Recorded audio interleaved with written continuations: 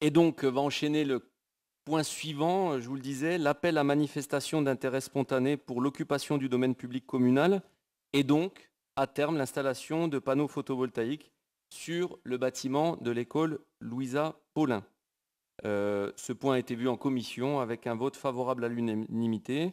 Donc, selon les objectifs du PCAET, notamment, et du plan climat et énergie aussi, et des lois de transition énergétique pour la croissance verte, et plus précisément pour le développement des énergies renouvelables sur la commune a sollicité donc la coopérative énergie citoyenne Ouest Tarn, appelée ECODE 81, dont l'objet est de contribuer à la transition énergétique sur l'ouest du Tarn, pour devenir, comme M. Pince l'a dit, un opérateur local, collectif et citoyen, opérer dans les champs du développement des énergies renouvelables et de la maîtrise des consommations d'énergie, créer un lien social autour de projets, de débats et d'idées portées par la coopérative tout autant que de la plus-value environnementale et économique. La gouvernance et le financement de cet outil de développement territorial est complètement ouvert d'ailleurs à l'ensemble des acteurs du territoire, que ce soit les citoyens et les collectivités, en mettant à disposition une toiture ou en achetant des parts sociales, comme nous venons de le faire précédemment. La coopérative éco-citoyenne est donc lauréate, ce que M. Pince disait, de l'appel à projet de 2016 de l'ADEME, qui s'appelait Énergie renouvelable coopérative citoyenne. Elle souhaite occuper une partie du domaine public communal, comme la toiture de l'école publique Louisa Paulin, aux fins d'y installer et d'exploiter un équipement photovoltaïque d'une puissance de 36 kW crête. Conformément à l'article du Code général de la propriété des personnes publiques, lorsque la délivrance du titre mentionné intervient à la suite d'une manifestation d'intérêt spontané, l'autorité compétente doit assurer au préalable, par une publicité suffisante, de l'absence de toute autre manifestation d'intérêt concurrent.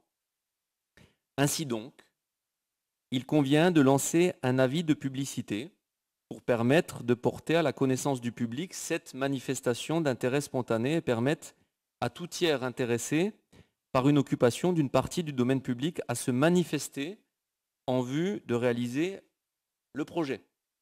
Et on espère que ECODE saura de la répondre.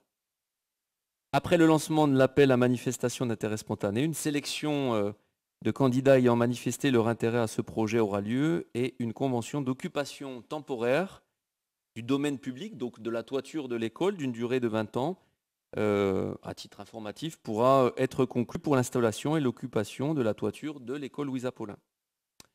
Je vous invite donc à approuver le lancement de la procédure d'appel à manifestation d'intérêt spontané pour l'installation de panneaux photovoltaïques sur le bâtiment de l'école Louisa Paulin et de me charger de l'exécution de la présente décision.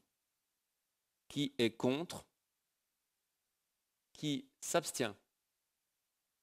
Vote à l'unanimité pour le lancement de l'appel à manifestation d'intérêt spontané. Merci beaucoup. Est-ce que je peux me permettre Allez-y, monsieur Pince. dans les prises de part sociale, pour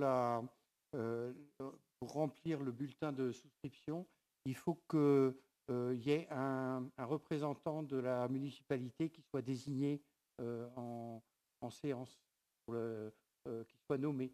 Voilà. C'est prévu, c'est écrit? C'est prévu, c'est écrit et votre humble serviteur s'est porté. D'accord, très bien. C'est porté volontaire. D'accord. Avec grand plaisir. D'accord.